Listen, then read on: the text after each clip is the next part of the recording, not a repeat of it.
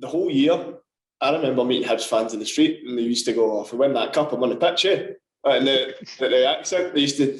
So I don't know how the police never knew that they were coming on. Anyway, so we'd lost the League Cup final to Ross County at Hampden, but it could have been an incredible season. Now, you wouldn't swap it for the world, because if we won the League Cup or got promoted through the playoffs, which full credit to Falkirk, they knocked us out. But we might not have won the cup in the manner that we done. But what a brilliant bunch of boys. Honestly, it would have been a crime for us not to have a trophy that season. And then the game was just an unbelievable spectacle. People down here don't realise about the sort of atmosphere, the build-up with the we stayed at the Cameron House in Loch Lomond. Felt like a Scottish pop star the night before. Treated wander around Loch Lomond. Then you come to the game, and it was just, they could have fit 100,000 in that stadium that day. The atmosphere was incredible. Rangers needed the win just as much as us to kind of get back on the winning trail. They had won the league, but they wanted it badly, and we wanted it badly. And just the whole game, we played well. And to be fair to Rangers, they played well.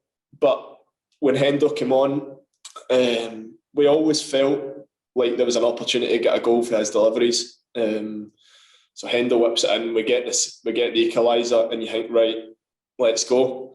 So I was just preparing for extra time, but in fairness to just before we get the corner for the winner, Fraser Fyvie goes on a dribble. And I'm thinking, where's he getting this energy from? I'm starting to dread the extra time.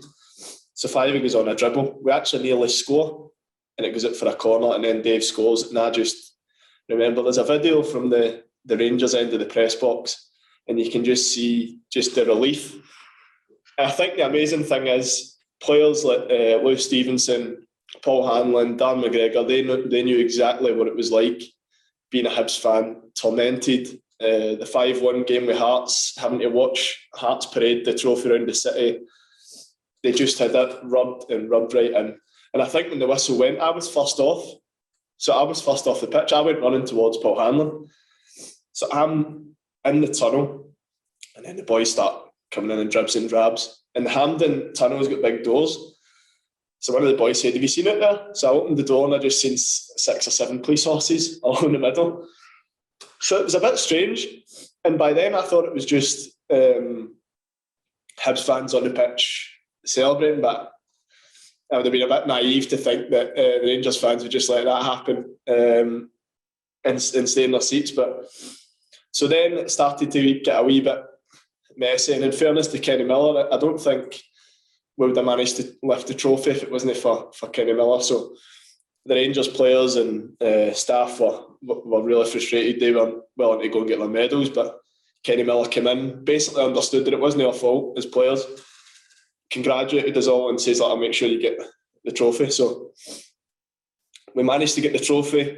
The only disappointing thing is you dream about winning Scottish Cups and doing the lap honour, but I think there was something a wee bit special just standing up on the podium and listening to Sunshine on Leith. Now, never growing up did I ever think I would ever have any attachment to the song. I knew it, I liked it, but it wasn't until the first Edinburgh Derby when you hear it, it truly is a special song. But at that time, I don't think it'll ever be beaten. Honestly, one of the best Scottish football moments, just sitting there. And I remember my mum was just behind us on the podium. She's crying her eyes out.